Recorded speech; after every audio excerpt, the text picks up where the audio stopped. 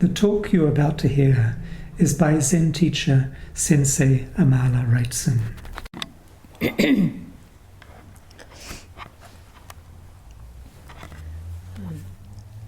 Today is the 6th of August 2019, Hiroshima Day. And we're going to take up two very short stories from The Hidden Lamp. This is this great compendium of stories about women in Buddhism. And these two stories come from two important figures of the 20th century. The first one is called Dipa Ma's Fearless Daughters, and the other one is called Anne Aitken's Get On and Go. And just a little bit, before we get to the stories themselves, a little bit about these two women. Dipa Ma was born into an Indian Buddhist family. Her dates are 1911 to 1989. She married when she was just 12 years old and moved to Burma. And after her husband and her youngest child died, she was grief-stricken, but eventually found her way to practicing with a Burmese teacher, Anagarika Munindra. And she had a powerful awakening experience when she was 53. She moved to Calcutta in 1968, and she taught out of her tiny apartment. I think it was a one-room apartment. And twice she came to America in the 80s, in 1980 and 1984, to teach at IMS, Insight Meditation Society, on the East Coast. And then the other person here is Anne Aitken.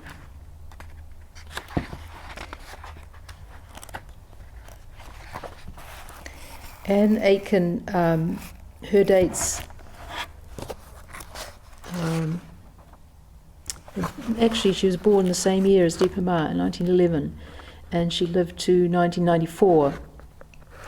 She co-founded Kokoan Zendo in Hawaii in 1959 with her husband, Zen teacher Robert Aitken. And then they later co-founded the Maui Zendo and established the Diamond Sangha, one of the significant Zen lineages of the West and very closely related to our own. She studied with Soen Nakagawa Roshi, Yasutani Roshi, and Yamada Roshi. And she was never formally a teacher, but she was a great inspiration and support to generations of Zen students in the Diamond Sangha, and particularly to women.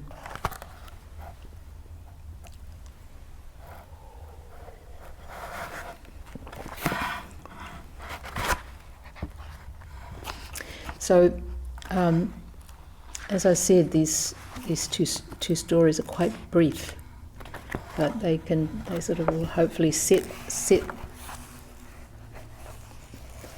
themes for this talk. And in this book, each chapter comes in three parts. There's a story, some of them more koan-like, some of them less. These two aren't so much like koans. And then there's a reflection from a woman teacher, and then there are some little questions posed at the end by the editors of the book that aim to kind of draw out various aspects of the stories.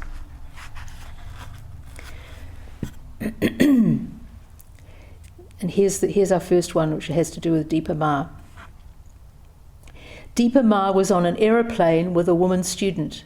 It was very turbulent, and the woman screamed. Dipa Ma was sitting across the aisle and took her hand and held it.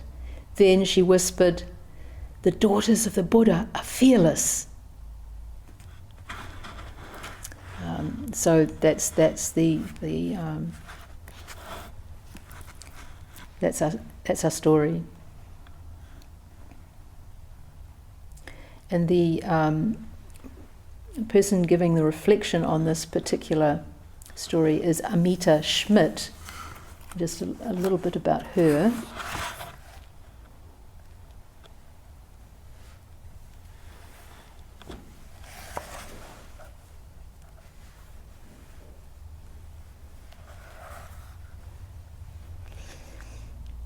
She is the author of a book, actually one that we've used in Teisho before, about Dipa Ma, the life and legacy of a Buddhist master. Amita is a psychotherapist in Hawaii and specializes in trauma and anxiety. And she also leads retreats in Vipassana and both the Vipassana and the Advaita tradition. So she says, makes some comments about the story. She says, Dipa Ma is emphasizing the fearlessness needed on this path of the Dharma. To know the truth, one must be fearless no matter what is happening. Whether there is aeroplane turbulence or physical injury, can you have a heart and mind that are unshakable? Waking up is not a part-time job for the faint-hearted. It is the intention to meet every moment continually without flinching. As a daughter of the Buddha, you are an example to all beings of the willingness to face what is right now without fear or argument. Whether you're a daughter or a son of the Buddha, this is really what we're called to do as practitioners, to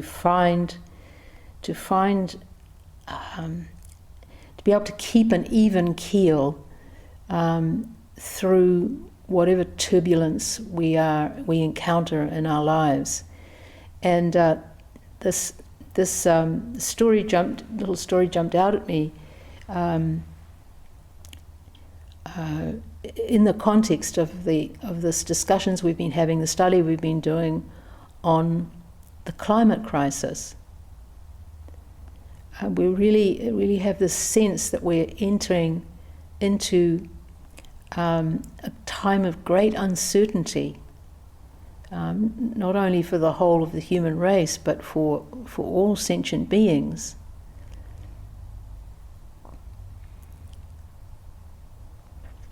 A time of turbulence and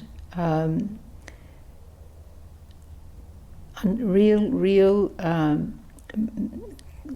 large-scale change. So Comitant has put it in terms of moving from the stability of the Holocene archaeological period into the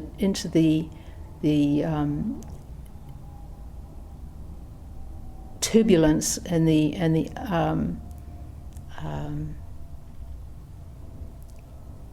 instability of the Anthropocene, when we're now experiencing, we can say, the ripening of our karma as human beings in terms of how we've been treating our earth. Amita Schmidt goes on to tell a story of her own. A few months ago, I had a lesson in being a fearless daughter of the Buddha. On a balmy, sunny morning, I decided to go out for a solo swim in the ocean in Hawaii, where I live. There were some colourful fish where I was swimming, and I became preoccupied with following some of them. Unfortunately, I didn't notice until it was too late that I had drifted out with an ocean current about a mile from the shore. To make matters worse, a strong wind suddenly arose, and as I tried to swim to shore, the whitecaps pushed me back for every stroke I took. When I realized I was a long way out, alone, in shark territory, and unable to make much progress against the wind, I had a moment of panic. It was similar to the scream of Dipa Ma's student on the aeroplane. But then my Dharma practice kicked in. It was as if the power of my intention from years of practice came forward on its own to help. It labelled the feeling. This is panic. It's just panic. Panic is not going to help you. Don't believe panic. Then my daughter of the Buddha mind said, just do what you can do.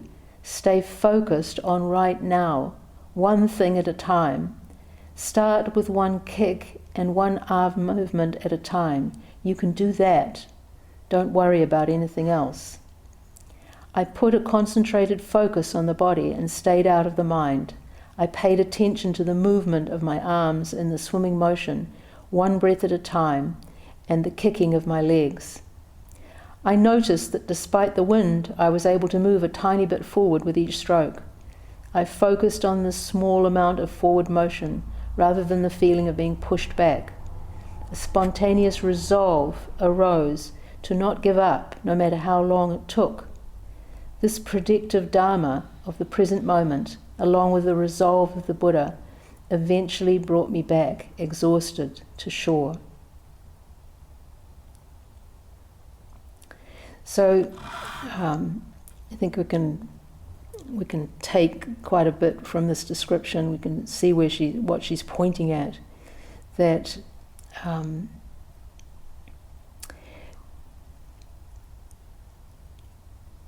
it's easy to get into a panic about what's going on in the world, and we can come in that panic, that fear, anxiety. We can get gripped. We can become gripped by assumptions about how things are going to turn out. We can feel very powerless. Another way sometimes that people will deal with that sense of powerlessness or vulnerability will be looking for someone else to blame. Or we can take refuge in very strong opinions about what's right and what's wrong, which we can then cling to, and give us some sense of some certainty. And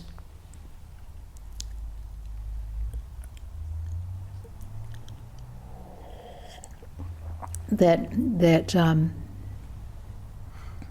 seeking for certainty, for what is clearly right and wrong, can even lead to a kind of extremism in us, extreme thinking, extreme emotions. But if more than ever, what's really needed as we face uncertain times, unstable times, is a steady mind that can be open to what is happening, that can be honest about what's going on, but at the same time not get easily phased, thrown off balance. She says, whether we are experiencing a bumpy flight, a difficult ocean swim, or a turbulent life, our practice is the same. We are given the chance to meet this moment with openness and fearlessness. It doesn't matter how long it takes or how much the wind pushes us back. If there is a willingness not to give up and a resolve to keep taking that one next step, then it is inevitable that each one of us will find lasting freedom. To keep taking those small steps.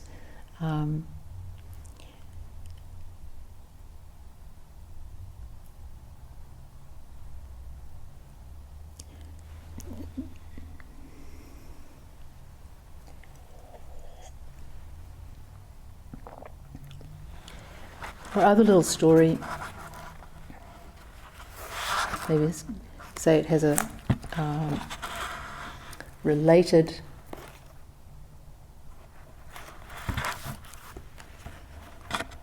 theme,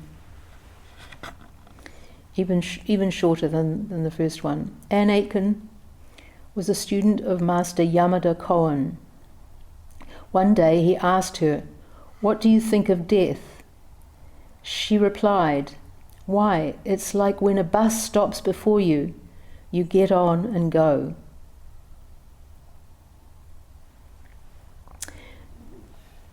It's like a bus stops. When a bus stops before you, you get on and go.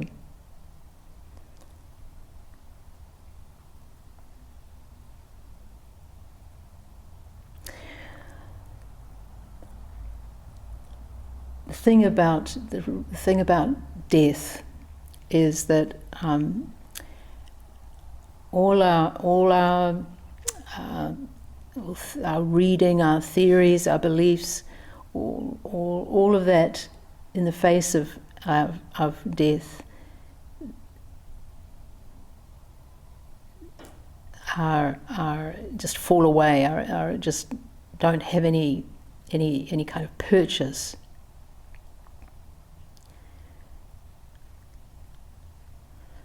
Because we can't know what is going to unfold in our death. We don't know where we're going. That's why this image of the bus is so great.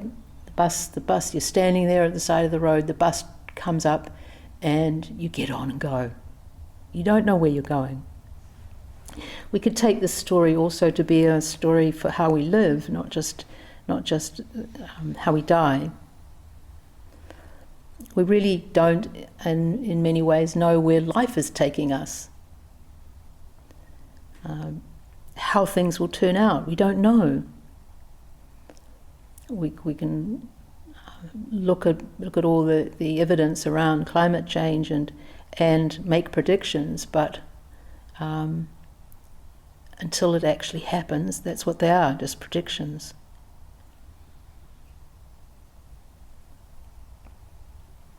I used to have, for quite a few years, a recurring dream that I was on a bus going somewhere, but when I got to my stop, the bus didn't stop but kept going, and I couldn't get off. And my guess is that this dream was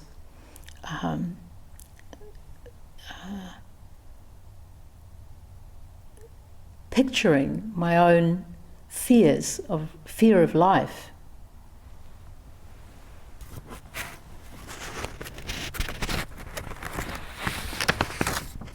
Longing maybe to be able to control where things were taking me.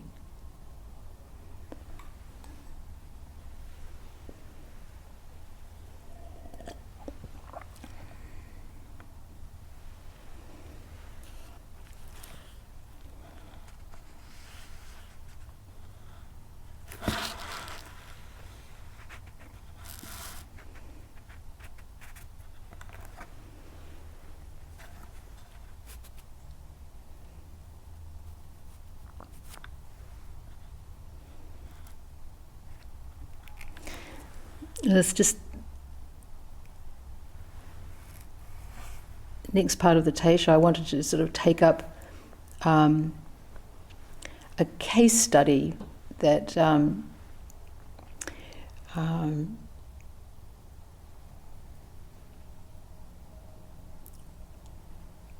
relates to our climate change discussions, and particularly to our declaration of a climate emergency that the trustees made recently, after we just talked about it as a Sangha and agreed that it was something we wanted to do. And some time around that declaration, I had a talk with Bhante Yasala. Some of you know as the abbess of a monastery up in Kerikeri. She's also known as Inshal Sanim. She's been here, I don't know, maybe 20 years, but was born and grew up in Korea and trained in Korean Son monasteries. And Bhante Yasala suggested that our Sangha might like to participate in a pilgrimage that she's organising to Bodh Gaya in early February next year. And she suggested that we could go with members of our sangha could go with members of her sangha to stay in a temple that she has a connection to in Bodh Gaya, and then from there go on a tour in a bus around the other main Buddhist pilgrimage sites. And Rich and I were both interested in this because it's something that for a long time we've wanted to do. We wanted to make that pilgrimage to India, and so I wrote up a little note to put in the our Friday email, but then realised that I was feeling really ambivalent about it because in the light of Sangha having made a climate emergency declaration, how did making a big plane trip sort of square with that? And so it seemed like a perfect way to explore the meaning of having made the declaration, which is one of the things that's on the agenda for the next trust meeting, since they've got these instructions from the Sangha to pursue this and to keep going and making it something real and solid within our Sangha. For maybe 10 years or so, I haven't been able to bring myself to take planes for holidays, to fly somewhere for a holiday. And this really came about after I'd been to both Vanuatu and Rarotonga and seen the coral reefs in both those places.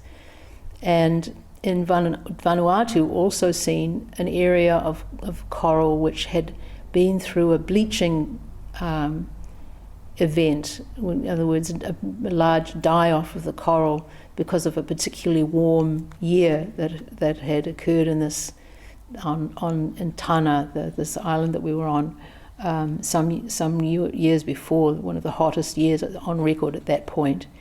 And this area is particularly warm because it's warmed also by the volcanic activity that's right there, where the beach is.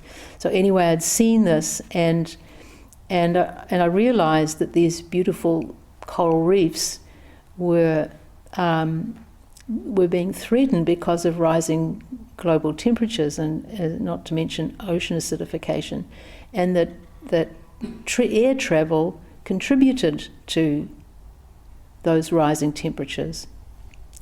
And it seemed a kind of contradiction to be going and seeing these beautiful, stunningly beautiful coral reefs and the fish life in them, but at the same time contributing to their destruction. So it hasn't stopped me flying for other reasons, but it seemed one area where which was pretty easy to just not fly to holidays anymore. How does the pilgrimage relate to that? That was a question that came up. So it's you could say it's more than a holiday, but could certainly be described as kind of discretionary travel. It's not something that is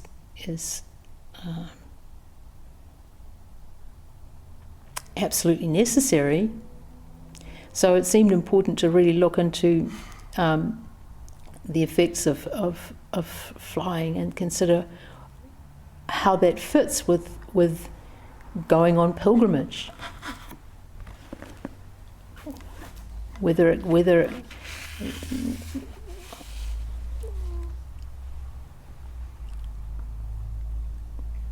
it's a contradiction of the whole purpose of going on pilgrimage, which is to do more than go and see sights, but really to be able to go on some kind of a spiritual journey. So since I had that hesitation of not being ready to kind of announce this to the Sangha, and it seemed to me it'd be a good idea to take along to the trustees for them to discuss, but I also wanted just to bring it up in Taisho as well. And in the process of looking into it, really what I came to was that it's not a completely black and white thing. You can't say with absolute certainty that it's wrong to go or that it's right to go to fly. You can look into it, and just as I was doing that, in fact, somebody posted something on our Dharma Rain Facebook page, which set out the most effective individual steps to tackle climate change, and among them was flying less. And the article, this appeared in phys.org, which is like a physics website that looks into climate issues, among other things. The 4 actions that most substantially decrease an individual's carbon footprint are eating a plant-based diet, avoiding air travel, living car-free, and having smaller families. So it was right up in the top of the list there. Also around this last week or so, I saw the news about Greta Thunberg she's going to catch a yacht from Europe to America to go to a conference, and she has actually generated. She's helped, been part of generating a new word in Swedish, which translates into English as flight shame. And in Sweden, the amount of train travel has gone up considerably. And it is inspiring to see her example and her willingness to undergo hardship, probably seasickness, certainly all kinds of weather and ups and downs, turbulence, we could say, to cross from Europe to America for this conference. And her doing so gives her work a kind of moral force. It is inspiring, and it has weight to it. So this is one factor to consider. But just sort of by chance, in looking into this article about these 4 top individuals' best steps for tackling one's personal emissions, right next to it, and this was probably actually intended by the editors of this site, there was another article from some time ago, headed up, emphasizing individual solutions to big issues can reduce support for government efforts. And this other article went into some research which has been done about done in Japan by a researcher called Seth Werfel, and he did this research following the shutdown of the Fukushima power plant. And after that, the Japanese government initiated a campaign to get people to save electricity in order to lower demand on the remaining network, I guess, in Japan. And what he found was that the more people said they curbed their energy use on their own, the less they supported government actions, such as putting a tax on carbon emissions. And he thought this was somewhat counterintuitive, because you would expect the people who are making the personal sacrifices would be the ones who would also support government action.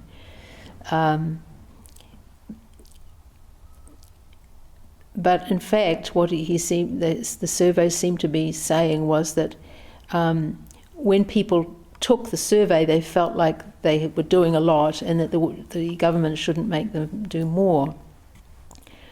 And we know that for a lot of the change that's needed in relation to climate change, the individual actions are not sufficient. And if we focus too much on just individual people changing their actions, then although the person who's taken that step of reducing their own emissions lowers their personal emissions, it doesn't necessarily mean that overall emissions will be much changed at all. The plane still flies, and the carbon emissions are divided up by the people on the plane. They're just all responsible for a bit more, the ones who actually do fly.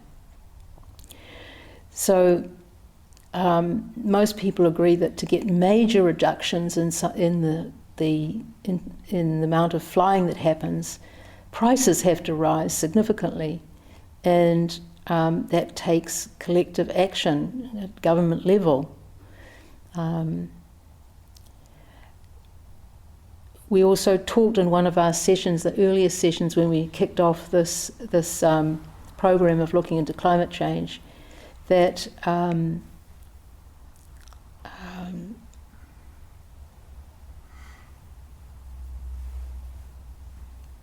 the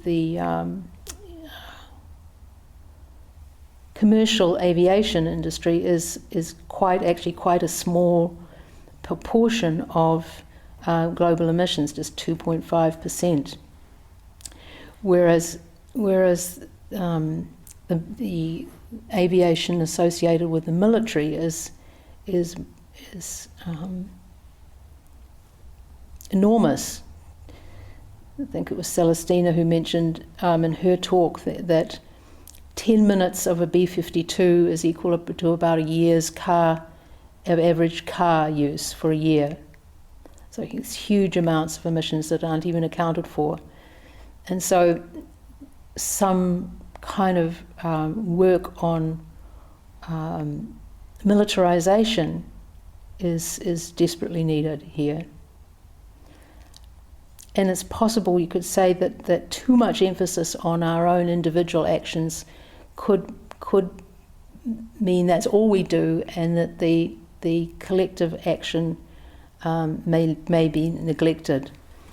Another piece of research in the same vein was people feeling after going to church tipping less, because assuming that because they feel more virtuous and don't feel like they have to reach out to others in the same way. Another factor that I think is an important one here is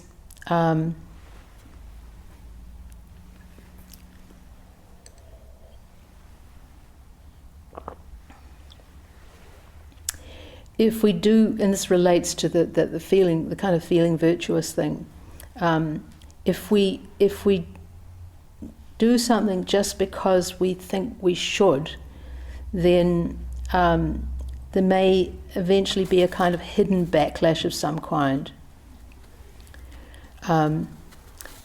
Greta Thunberg actually said, in commenting on her decision to go by boat across the Atlantic, she said, "I don't say people shouldn't fly. It should just be easier to be zero carbon." So to see all our structures, the way we're set up the way things are run, it makes it hard for people to make individual choices that are going to be helpful for the climate change. And so we may need to be strategic to can't necessarily do everything all at once, or so we have to kind of choose where we can be most effective, and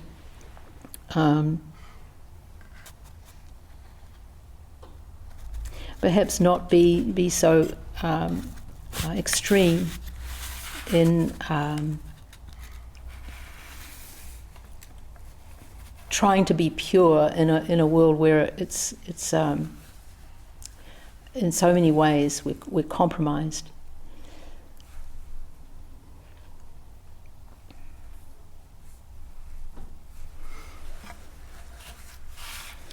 A little bit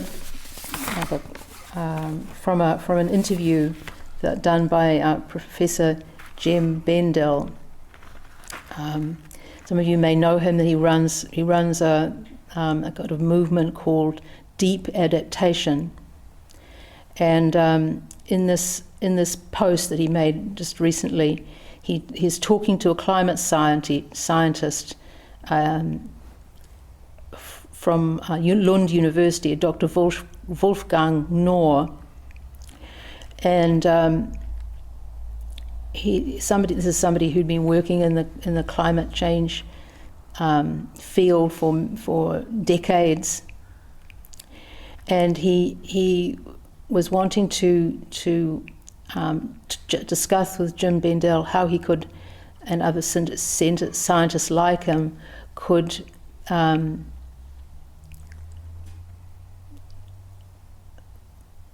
get the word out about what's happening right now in terms of impacts on nature, and be more effective than the science world has been up to now. And Jem Bendell asks him the question, what do you think scientists could learn from activists like Extinction Rebellion? In what ways might you and they get involved? And he replies, until very recently I thought that no one is taking the problem of climate change seriously. There are such endless high risk, possibly low probability, but we don't know, impacts. The problem needs a response of colossal proportions. With the new generation of climate protesters like Extinction Rebellion, that has changed. What I have realized only recently is that there is nothing much you can do at the individual personal level, like saving energy, flying less and so on.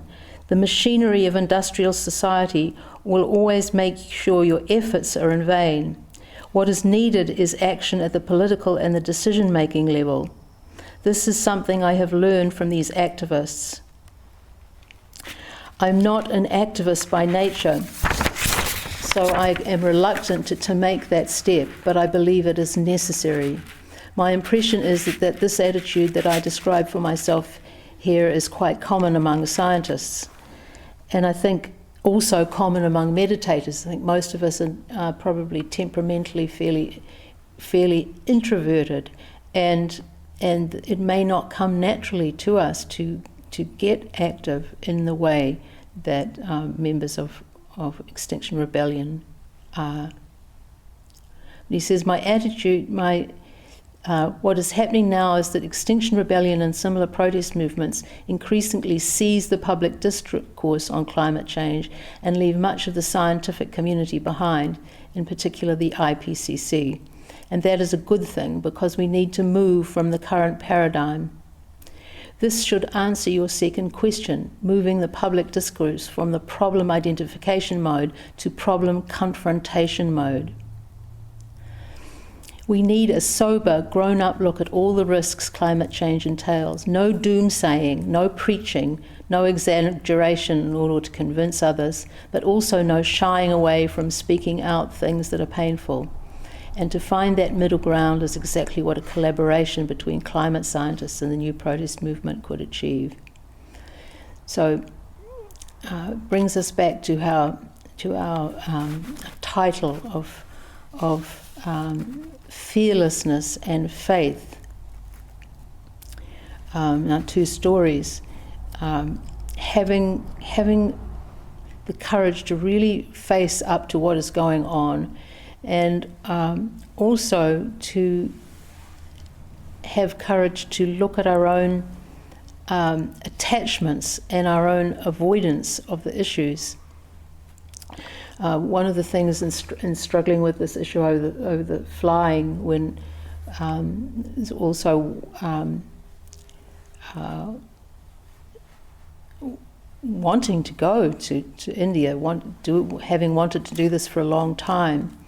It wasn't so much going to India or not that came up for me, though that was there too, but realizing that to give up flying was to give up an idea about being able to travel, and having to recognize that I might not have the same freedom as my parents had in their retirement to travel, that I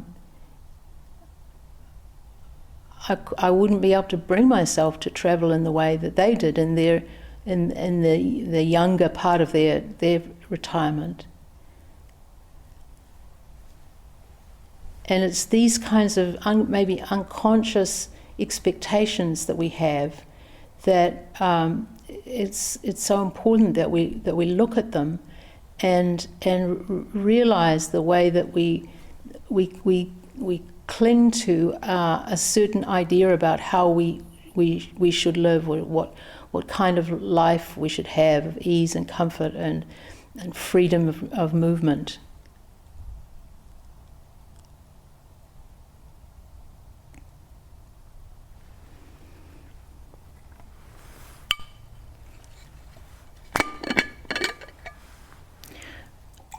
And returning to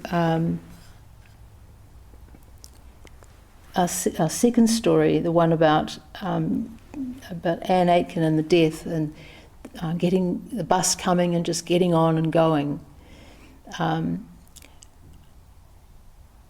To find the faith to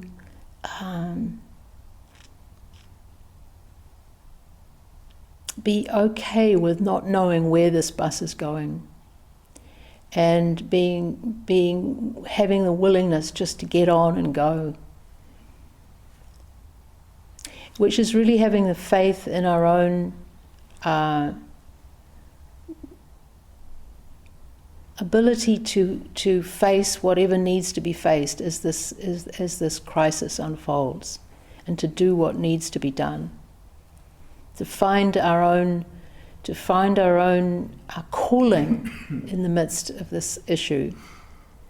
We can't do everything, but each of us can do something, and to take those small steps, or those small strokes of the swimmer, swimming against the current. And just to finish off with a little bit from an article by Roshi Sunyana Grafe, one of my teachers, Dharma sisters, teacher in Vermont. And she starts this article, which is on ecology and Zen, with a quote from Zen Master Dogen, and this is from the Mountains and Rivers Sutra that we're going to be looking at, not next Sunday, but the Sunday after. So Master Dogen says, if you yourself, who are the valleys, streams and mountains, cannot develop the power which illuminates the true reality of the mountains and valley streams, who else is going to be able to convince you that you and the streams and mountains are one and the same? She says, perhaps it is part of being human to question who and what we are. Unfortunately, because we rely almost exclusively on our senses, the harder we look, the more we misinterpret what we see. We believe on the one hand that we are an insignificant dot in the universe, separate from all other humans, much less the natural world.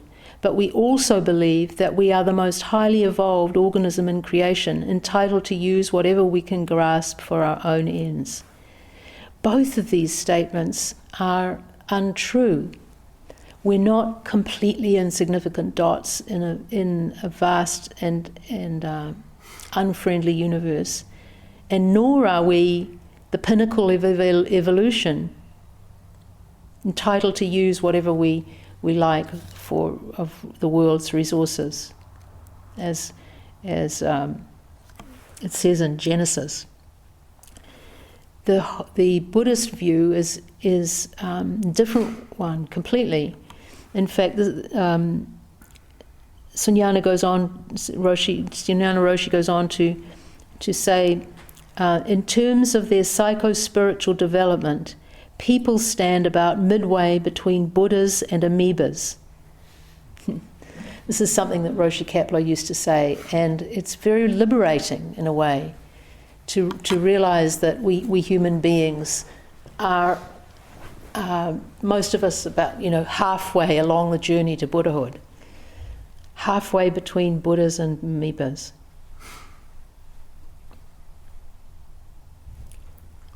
So that's from the relative point of view, that's where we are in our development. But of course, from the absolute point of view, as she also says, people, Buddhas, amoebas, dogs, streams and mountains are one and the same. So across all of the surface of this planet, we're all one, equal. Not only spatially either, we can think also in terms of time. Robert Macfarlane, who wrote Underland, says, to see ourselves as a web of gift, inheritance and legacy, stretching over millions of years past and millions to come, bringing us to consider what we are leaving behind for the epoch and beings that will follow us. And maybe this view, this way of thinking of ourselves as having received all these gifts from the past, say from our human and non-human tupuna, and how we're going to pass those gifts on to those who come after us. Mokupuna. If we look at it from this big perspective, how we act and choices we make, it may become clearer what is the right thing for us to do right now, how to respond, to fly or not to fly, what we eat, how we get around.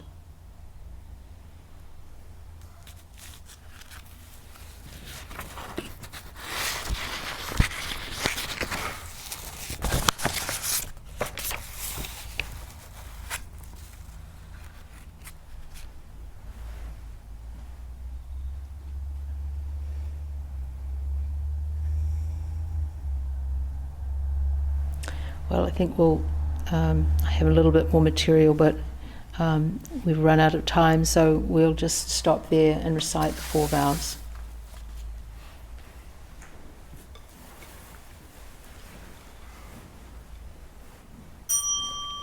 All beings without number, I vow to liberate endless blind passions. I vow to uproot dharma gates beyond measure. I vow to penetrate the great way of Buddha.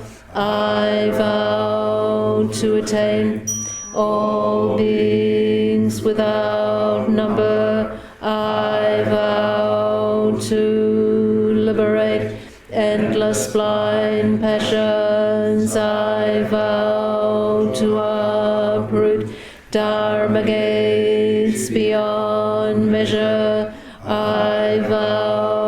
to penetrate the great way of Buddha.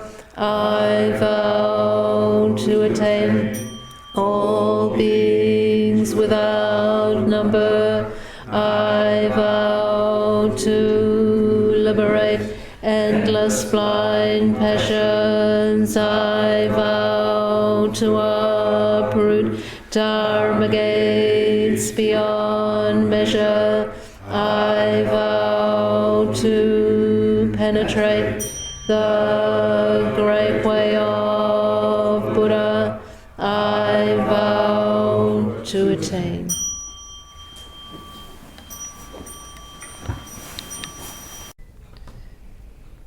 The teaching you have received is offered freely. If you would like to make a donation to support the continuation of this podcast service or learn more about practice opportunities at the Auckland Zen Centre, please visit www.aucklandzen.org.nz.